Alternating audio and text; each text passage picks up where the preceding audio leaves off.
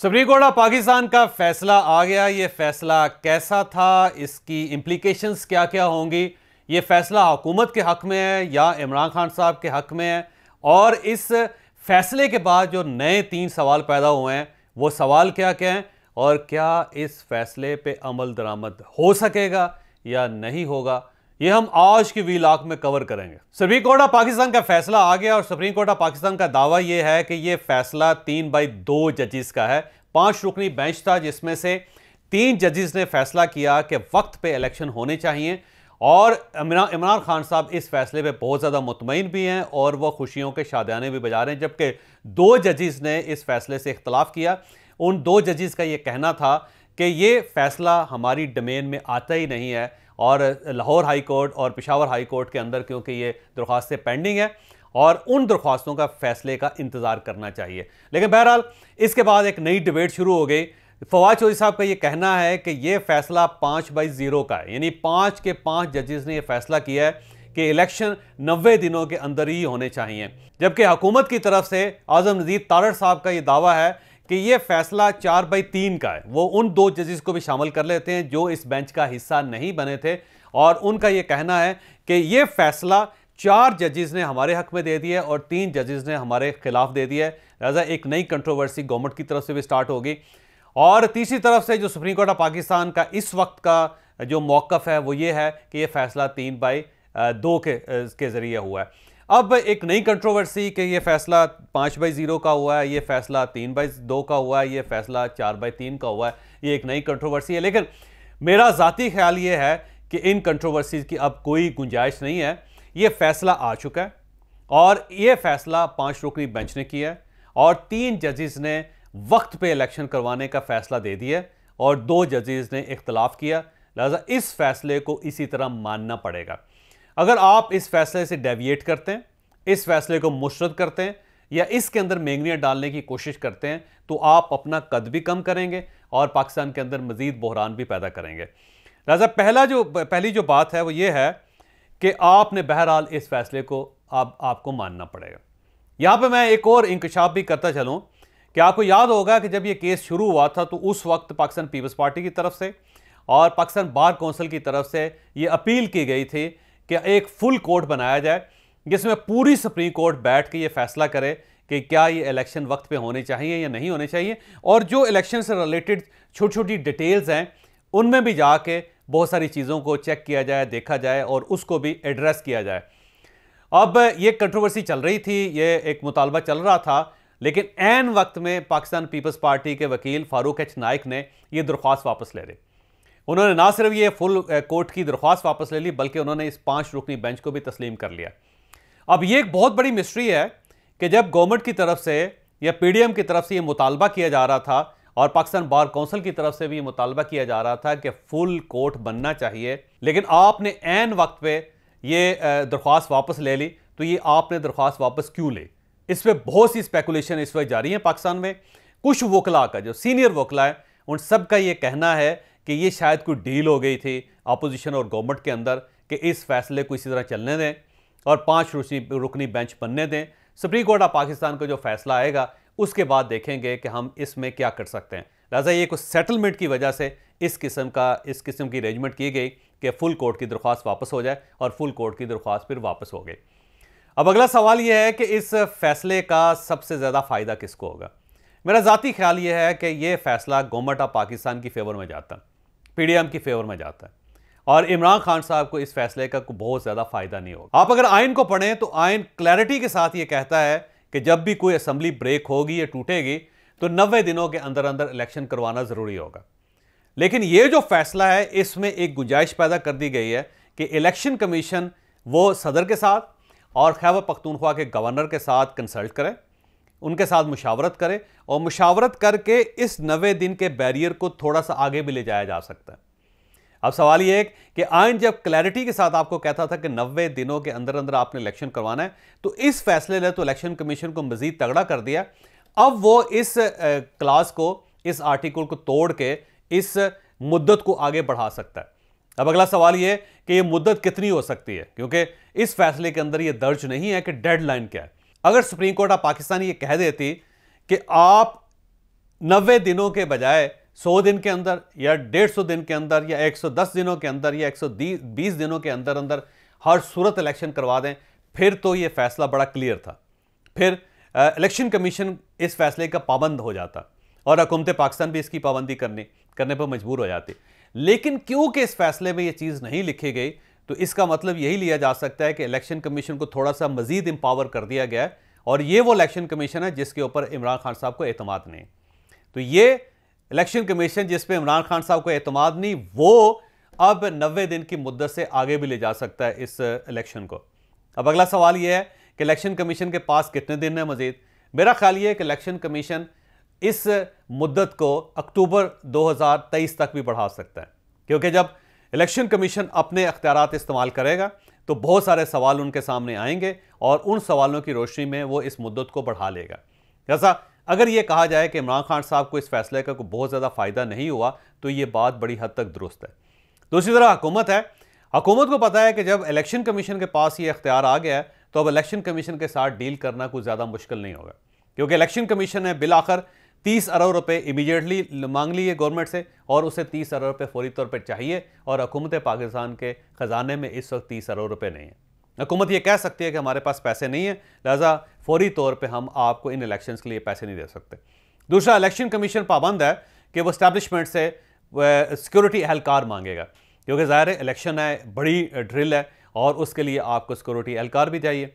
और जब election commission अफवाज Pakistan से या इस्टेब्लिशमेंट से सिक्योरिटी एहलकार मांगेगी तो ज़ाहिर है फ़ौज के पास अगर लोग होंगे तो दे देंगे, नहीं होंगे तो वो कह देंगे जी हमारे पास तो ये गुंजाइश है ही नहीं। और उसके बाद इलेक्शन कमीशन को ज़ाहिर आरोज़ चाहिए और आरोज़ के लिए उसे लाहौर हाई कोर्ट जाना पड़ेगा या पेशावर हाई कोर्ट जाना पड़ेगा। और अब अगर पेशावर हाई कोर्ट या लाहौर हाई कोर्ट आरोज़ नहीं दे सकती, अपने एहलकार स्पेयर नहीं कर सकती, तो इलेक्शन कमीशन क्या कर सकेगा। लिहाजा इसमें बहुत सारे अभी इफ़ एंड बट्स हैं जो ज़ाहिर आने वाले दिनों में इलेक्शन कमीशन को भी फेस करने पड़ेंगे और बाकी पार्टीज़ को भी ये सवाल फेस करने पड़ेंगे। और अगर इन सवालों के जवाब नहीं मिलते तो फिर डेफिनेटली इलेक्शंस डिले होंगे। यहाँ पे एक और चीज़ जिसका मैं जिक्र करना मुनासिब समझता हूँ ये है कि इस फैसले के बाद 3 मेजर सवाल पैदा हो गए और इन 3 सवालों के लिए भी डेफिनेटली इलेक्शन कमीशन को, गवर्नमेंट को और PDM को और फिर शायद इमरान खान साहब की पार्टी को दोबारा सुप्रीम कोर्ट ऑफ पाकिस्तान के पास जाना पड़ेगा। वो 3 सवाल बड़े अहम हैं। पहला सवाल तो ये है कि आइन ये कहता है कि जब भी इलेक्शन होंगे तो उससे पहले निगरान हुकूमत होगी। अब सवाल यह है कि अगर पंजाब और खैबर पख्तूनख्वा में इलेक्शंस हो जाते हैं तो ठीक है, यहाँ पे तो ज़ाहिर है निगरान हुकूमतें हैं, उन्होंने 2 सूबों में इलेक्शन करवा दिए। लेकिन इन इलेक्शनों के 5 महीने बाद या 6 महीने बाद जब जनरल इलेक्शन होंगे तो दोनों सूबों में 2 मुस्तकिल हुकूमतें होंगे। तो जब 2 मुस्तकिल हुकूमतें होंगी तो क्या उनकी निगरानी में जनरल इलेक्शन हो सकेंगे? और अगर उनकी निगरानी में जनरल इलेक्शन नहीं हो सकेंगे तो फिर इन गवर्नमेंट्स का क्या बनेगा? या तो फिर आपको दोबारा इन गवर्नमेंट्स को सस्पेंड करके वहाँ पे निगरान हुकूमतें लगानी पड़ेंगी और वो निगरान हुकूमतें फिर जनरल इलेक्शन करवाएंगे। और अगर निगरान हुकूमतें आपको लगानी पड़ेंगी तो उसके लिए फिर आपको आइन में गुंजाइश पैदा करनी पड़ेगी और आइन के अंदर इस टाइप की कोई गुंजाइश मौजूद नहीं है। तो ये एक सवाल है जो इलेक्शन कमीशन आने वाले दिनों में सुप्रीम कोर्ट ऑफ पाकिस्तान से पूछ सकता है। दूसरा ये है कि इस वक्त मरदमशुमारी जारी है और ये जो मरदमशुमारी है ये सुप्रीम कोर्ट ऑफ पाकिस्तान के हुक्म से स्टार्ट हुई थी। सुप्रीम कोर्ट ऑफ पाकिस्तान ने जो पिछली गवर्नमेंट इमरान खान साहब की गवर्नमेंट है उसको हुक्म दिया था कि दिसंबर 2022 तक वो हर सूरत मरदमशुमारी करवाए और मरदमशुमारी के बाद जो अगले इलेक्शन है वो मुमकिन हो सकेंगे, उसके बगैर अगले इलेक्शन नहीं हो सकेंगे।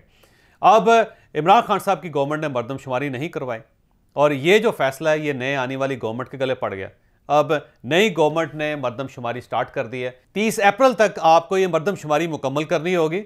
मरदमशुमारी स्टार्ट हो गई हुई है और ये 30 अप्रैल को मुकम्मल होगी और उसके बाद दोबारा नए हल्के आएंगे और जब नए हल्के बनेंगे तो फिर इलेक्शन हो सकेंगे।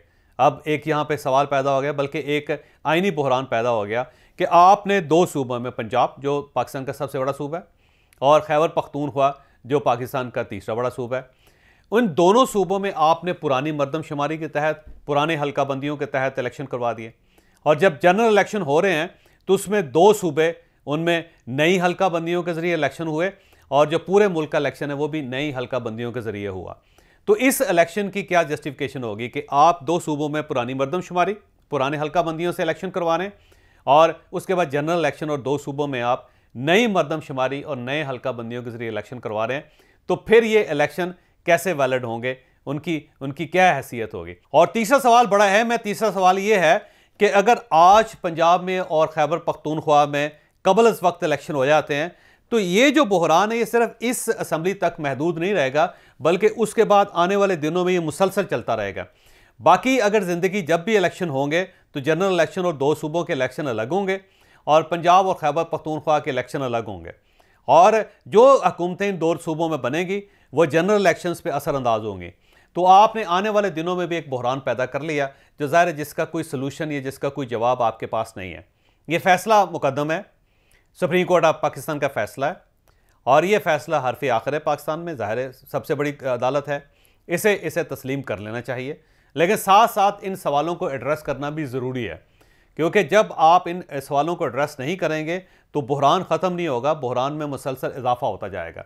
तो मेरा ज़ाती ख्याल ये है कि अनकरीब या election commission supreme court of Pakistan से रब्ता करेगी या कोई अग्रीव्ड पार्टी जिसमें पीटीआई भी शामिल हो सकती है या पीडीएम भी शामिल हो सकती है, वो सुप्रीम कोर्ट ऑफ पाकिस्तान से दोबारा दरख्वास्त करेगी कि ये 3 नए आइनी बहरान पैदा हो चुके हैं, हमें इनके सॉल्यूशंस भी चाहिए।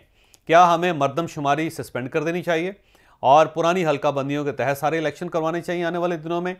क्या हमें निगरान हुकूमतें दोबारा बनानी पड़ेंगी या फिर हमें निगरान हुकूमतों को एक्सटेंड करना पड़ेगा कि ऐसा हो कि दोनों सूबों में इलेक्शन हो जाए लेकिन वहाँ पे कोई गवर्नमेंट ना बने और यही जो निगरान हुकूमत है या नई निगरान हुकूमत रख दी जाए और वो हुकूमतें उस वक्त तक काम करती रहें जब तक जनरल इलेक्शन नहीं होते।